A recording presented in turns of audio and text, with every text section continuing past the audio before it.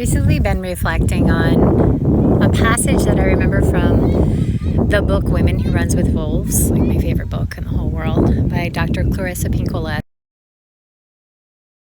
These are stories that she shared from around the world, different cultures, different time periods, and these fairy tales that helped process life and rites of passage, specifically towards women, is what she shared.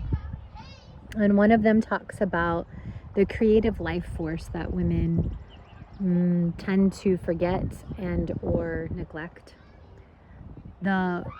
She called it the Rio Bajo Rio, which is the river beneath the river.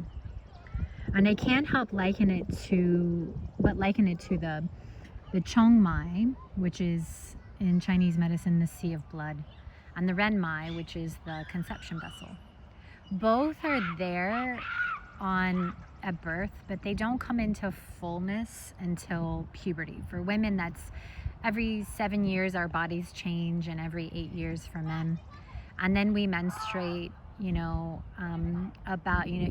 comes on, I say it comes online about 7 years old. It starts to fill, if we're nourished enough. And then we can reproduce, teenage years and beyond. And then as we hit perimenopause, which can last for several years, and into menopause, this sea of blood, this Chong Mai, begins to relinquish its ability to reproduce outside of ourselves, to take the essence of who we are and give it away to produce another being. And the Chong Mai then is still there, that meridian still there, the conception vessel is still there, but it's different now. And I just keep thinking about the energy, the creative life force in women during that time that no longer has to be reproduced outside of ourselves to create something beyond us, but instead gets pulled back in to where we are in our wisdom and everything we've gathered over the years and how we're nourished. And reflections. The Chong Mai and the river creative life force, that it's a time period of transformation, just like in puberty when we didn't know what the hell was going on.